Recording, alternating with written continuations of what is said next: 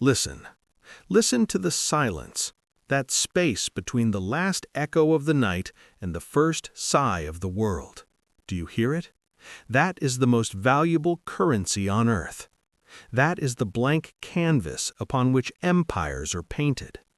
That is the unclaimed territory between the dream and the demand, and you are sleeping through its auction. While you were lost in the labyrinth of unconsciousness, bargaining with your alarm clock for 5 more minutes of borrowed time, a different breed of human is already at work. They are not more talented than you. They are not gifted a different set of hours. They are not beneficiaries of a kinder fate. They are simply in possession of a brutal, beautiful, and non-negotiable secret.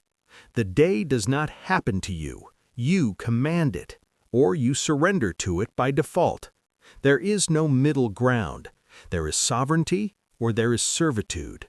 And the moment of that decision, the very fulcrum upon which your life balances, is not at noon when you are deep in the chaos. It is now, in the profound, pregnant darkness of 5 a.m. This is not about waking up early. This is about a hostile takeover of your own existence. It is about seizing the command codes of your consciousness before the world has a chance to hack your system with its agenda, its noise, its emergencies. The most disciplined minds in history, from the Carnegies who built industries to the Stoic emperors who ruled them, from the Edisons who illuminated the world to the writers who defined it, they did not ask the morning for permission, they imposed their will upon it. They understood a fundamental law. The first victory of the day is the victory over the self, and that victory, won in the silent dark, echoes through every subsequent hour with the resonance of conquered territory. This is the 5 a.m. protocol. This is not a routine, it is a ritual of war. A war against mediocrity, a war against reactivity, a war for the uncompromising ownership of your one and only life. The alarm is not an alarm, it is a bugle call, and you are being summoned to the front lines of your own becoming. Will you hit snooze and remain a civilian in your own life, or will you rise and report for duty to your destiny? Consider the architecture of a day surrendered. The alarm screams, a sound of pure aggression. You fumble, a prisoner in your own bed, negotiating with the tyranny of comfort. You check your phone, a flood of other people's priorities, other people's dramas, other people's definitions of what is urgent. Your mind, still soft from sleep, is instantly colonized. Your first thoughts are not your own, they are a reaction. Your energy is not focused, it is scattered like buckshot before you've even left the room. You begin the day in a state of defensive chaos, trying to build a fortress while the enemy is already inside the walls. This is how 99% of the world lives. This is the life of the reactor, the responder, the one who is always catching up, always putting out fires, always wondering where the time went, why they're so tired, why their dreams feel so distant. They are building their life with sand at high tide. Every day, the waves of distraction, obligation, and noise wash in, and they must start again. They are fighting a battle they have already lost, because they lost it in the first 5 minutes of consciousness. They gave away the command center before the sun came up.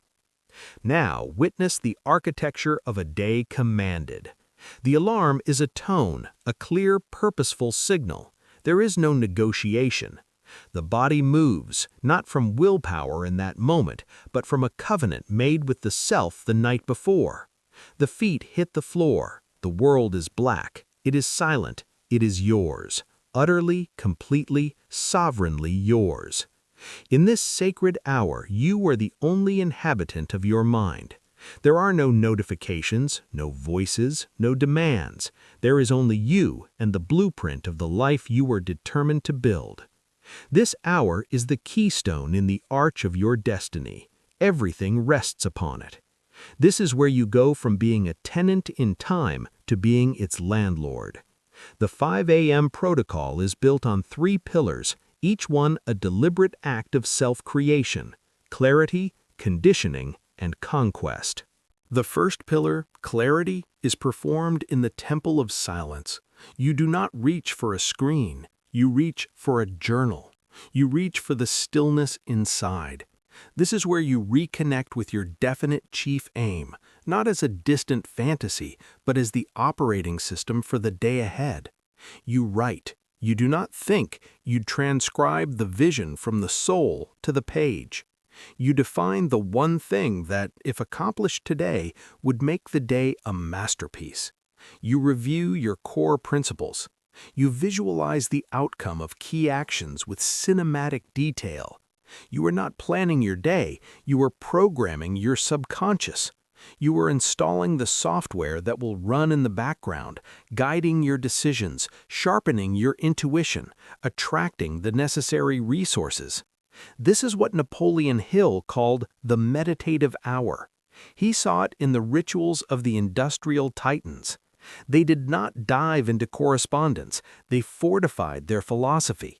They checked their internal compass before engaging with the external map.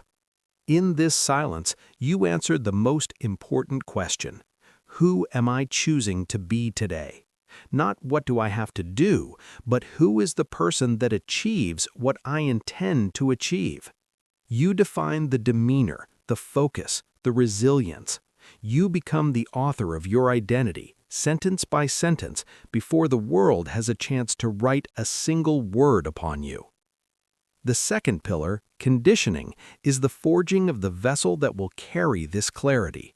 The mind and body are not separate kingdoms, they are one empire. A weak vessel cannot hold a powerful spirit for long. At 5:30 a.m. while the world sleeps, you move. This is not exercise for vanity, this is exercise for sovereignty. It is the physical manifestation of discipline. It is you telling your biology, you serve my will. The heart rate rises, the breath deepens, the blood floods the brain. You are not just burning calories, you are burning away the fog of apathy, the residue of yesterday's fatigue, the inertia of the comfort zone. You are building a body of evidence that you are in command. Every drop of sweat is a signature on the contract of self-mastery. The Stoics knew this. Marcus Aurelius wrote his profoundest meditations not in a palace, but likely after rigorous physical training, understanding that a clear mind requires a challenged body. The billionaire CEO on the pre-dawn run, the artist on the cold morning swim, the writer taking the brisk walk, they are all engaging in the same ritual. They are not just training the body, they are conducting a symphony of neurochemicals, flooding the system with endorphins, dopamine, norepinephrine, creating a natural, unstoppable peak state of focus and drive that will last for hours. They are engineering their own biochemistry for excellence, legally, freely, and powerfully. This movement is a prayer in motion. It is the physical declaration, I am alive, I am capable, I am building. The third pillar, conquest, is the first decisive action on the most important front of your life. By 6:15 a.m., you are already in a state of psychological and physiological dominance. Now you turn that focused energy toward the single most leveraged task of your day. The one thing that, done before the world wakes, will create disproportionate momentum. This is the 90 minutes of uninterrupted, deep, creative, or strategic work. This is when you write the chapter, build the prototype, design the system, study the master craft, practice the skill. This is the monk's hours, as the great novelist Haruki Murakami calls them, where the mind, fresh from sleep and sharpened by ritual, is at its most creative, its most capable of complex thought. You are not responding, you are creating. You are not communicating, you are constructing. The emails, the meetings, the calls, they are the administrative work of maintenance. What you do in this sacred block is the work of Genesis. This is where you build the asset, create the value, advance the legacy. By the time the first coworker sends their first urgent message, you have already won. You have already done the work that moves the needle. You have already claimed the most valuable psychological prize, the feeling of profound accomplishment, before most people have even decided what to have for breakfast. This feeling is rocket fuel. It creates a positive feedback loop of confidence and capability that makes the rest of the day's challenges seem trivial.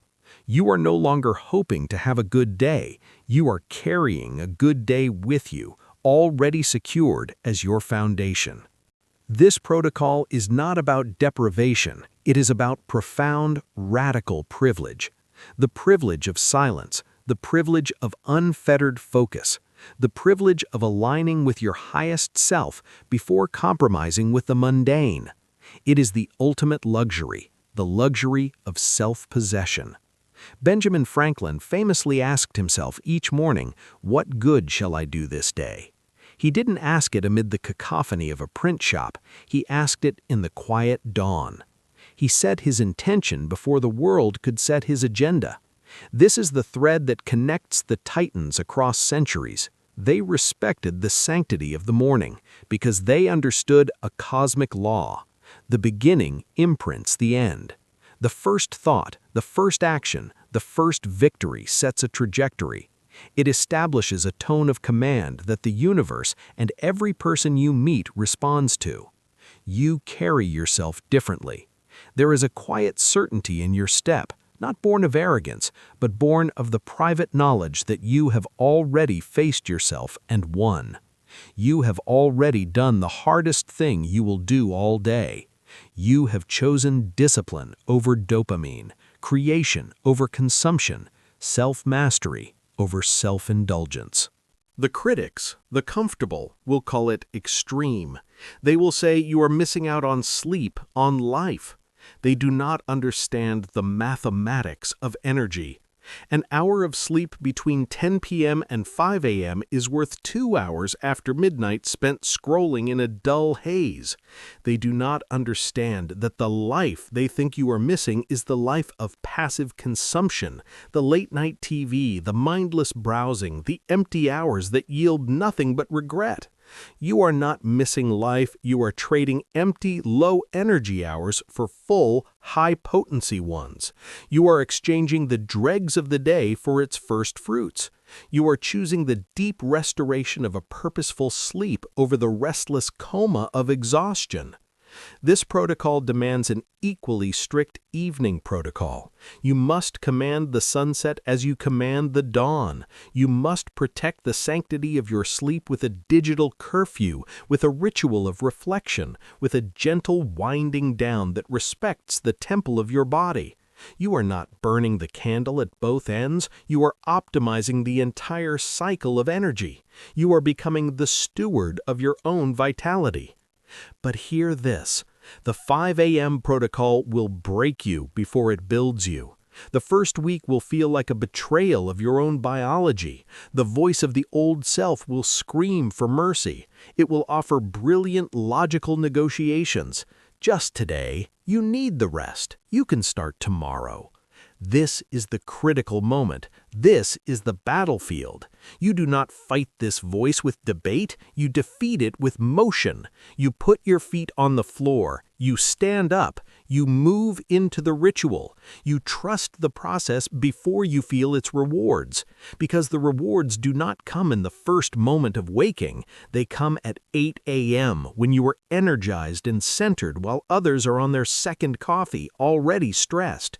They come at 3 p.m. when your most important work is done and you can operate from a place of strategic generosity, not desperate scrambling. They come in the quiet confidence that accumulates day after day, the compound interest of self-trust that builds a fortune of unshakable character.